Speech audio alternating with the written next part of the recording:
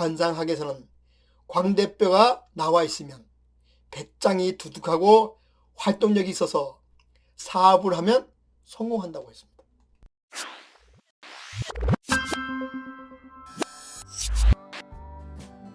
안녕하세요. 고전의 한수 엄태범 태우입니다. 오늘 고전의 한수는 이런 광대뼈가 나를 부자로 만든다, 이런 주제를 가지고 말씀을 드려보겠습니다. 예로부터요, 광대뼈가 튀어나온 여자가 팔자가 세다는 그런 속설이 있습니다. 이는 광대뼈가 개성을 드러내는 상징물로 여겼기 때문입니다. 광대뼈는요, 얼굴을 결정짓는 데 가장 큰 역할을 합니다. 광대뼈는 얼굴 뺨에서 튀어나온 부분을 말합니다.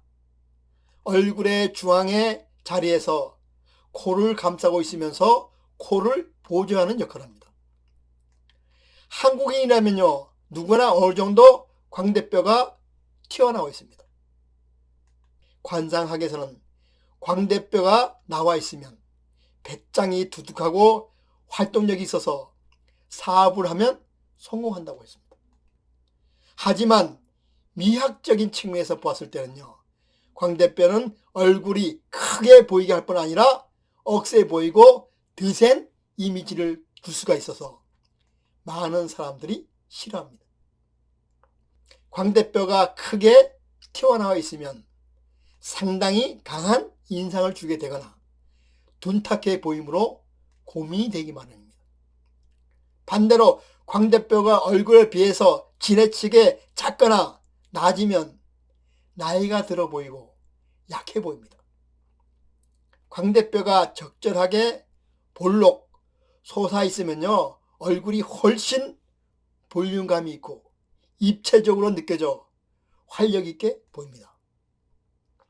관상학에서는 광대뼈가 물론 커서도 안 되지만 그렇다고 너무 밋밋한 것도 역시 외관상 아름답지 못한 관상이라고 했습니다. 광대뼈의 크기는요, 달걀의 3분의 1 정도 크기면요, 적당하다고 봅니다. 광대뼈가 이처럼 적당하게 코를 감싸듯이 앞으로 튀어나오는 경우가 좋습니다. 만약 이런 광대뼈를 가지고 있으면요, 기력이 왕성하고 무슨 일이나 신념을 가지고 노력해서 성공하는 사람이 된다 그랬습니다. 만약 여성이 이런 광대뼈를 가지고 있으면 의지가 강해서 사회적인 활동에 능하고 생활력이 있어서 사회활동으로 성공할 수 있다 그랬습니다. 관상학에서는 광대뼈가 둥글고 앞으로 적당히 발달해야 좋다고 봅니다. 광대뼈가 봉긋하게 앞으로 솟아있고 살이 도톰하게 잘 덮여 있다면요, 하는 모든 일이 만사형통해서 노년에 반드시 부자로 산다 그랬습니다. 그러나 광대뼈가 앞으로가 아닌 옆으로 발달된 사람은요, 코와 멀어지는 형상이어서 가까운 사람에게 배신을 당할 수 있으니 조심해야 한다고 했습니다. 광대뼈가 앞과 옆으로 같이 튀어나온 경우는요, 침착하고 평판이 좋아 왕성한 활동력으로 사회적으로 성공할 수 있는 사람이 된다 했습니다. 반면 나쁘게 마음을 먹어 나쁜 방면으로 머리를 쓴다면 악한 일을 할 수 있다고 했습니다. 광대뼈는요, 사회를 나타내는 부분이면서 동시에 내가 싸우는 투쟁력을 보는 부분입니다. 그 광대뼈가 높지 않고 앞과 옆으로 뻗어 있지 않고 평범한 사람이 있습니다. 이런 사람은 체력과 기력이 약하고 인내력도 약한 경우가 많습니다. 또한 누가 뭔가를 부탁하면 자신에게 손해가 된다 해도 좀처럼 거절을 못하는 그런 사람입니다. 하지만 사람들의 관계가 좋고 남을 불쾌하게 만들지 않는 사람으로 인간관계로는 큰 문제를 일으키지 않는 그런 사람입니다. 관상학에서는 얼굴을 분석할 때 이마뼈, 양쪽 광대뼈, 아래 턱뼈, 코뼈 이 5개의 돌출 부분을 삼봉울이라고 해서 관상학에서는 오악이라고 합니다. 따라서 양쪽 광대뼈는요 적당히 솟아야 한다겠습니다. 그러나 무조건 높다고 좋은 것은 아니라고 했습니다. 주변과 비교해서 상대적으로 높아야 한다는 그런 말입니다. 관상학적으로 얼굴에서 코가 제일 높게 솟아야 합니다. 그리고 주변에 있는 이마와 양쪽 광대뼈 턱은요 적당히 높아야 합니다. 주변은 별로 나와 있지 않는데 코만 유독히 높은 것을 관상학적으로 독비고봉이라고 합니다. 코가 날카롭고 뾰족한 사람은요 대체로 성격이 급하고 자기 주장이 강해서 어지간한 일에는요 고집을 꺾지 않는 그런 경향이 있습니다. 또한 쓸데없는 일에 괜한 고집을 부리기도 합니다.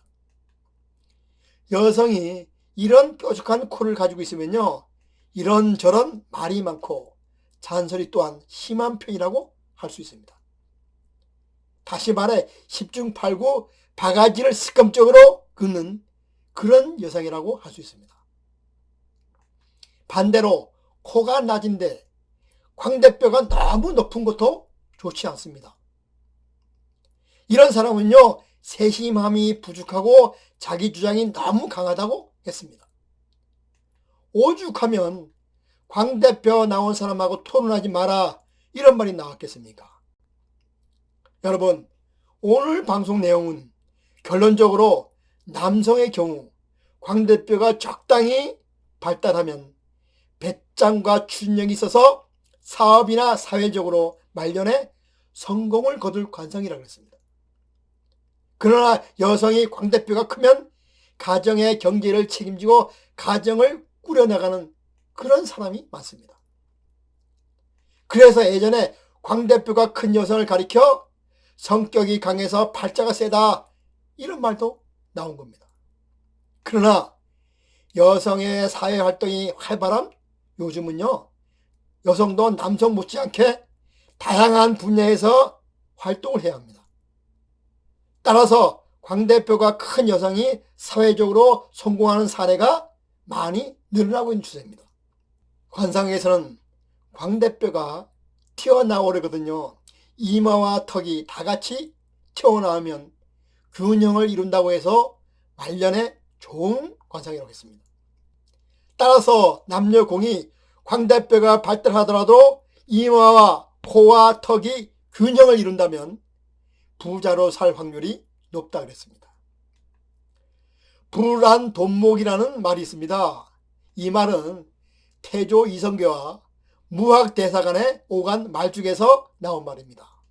이 말이 무슨 말이냐면 부처의 눈으로 이 세상을 보면 모든 것이 부처로 보이고 대지의 눈으로 이 세상을 보면 모든 것이 추해 보인다는 뜻입니다. 태조 이성계가 수도를 한양으로 천도를 하고 시국이 비교적 안정되었을 때 일입니다. 흉허물이 없이 지내는 태조 이성계가 무학대사에게 이렇게 농담을 했습니다. 당신은 아무리 봐도 돼지를 닮았다고 이렇게 농담을 했습니다. 그러자 무학대사는요 태조에게 당신은 부처를 닮았다고 이야기했습니다. 그래서 태조 이성계는 그 이유를 무학대사에게 물어보았습니다.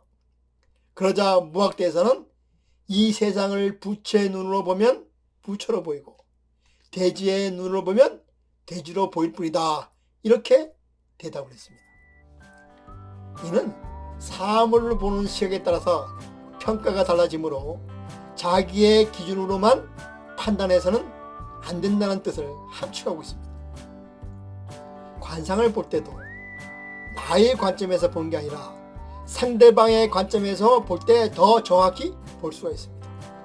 그럼 오늘 방송은 여기서 마치고 다음 시간에 다시 찾아뵙도록 하겠습니다.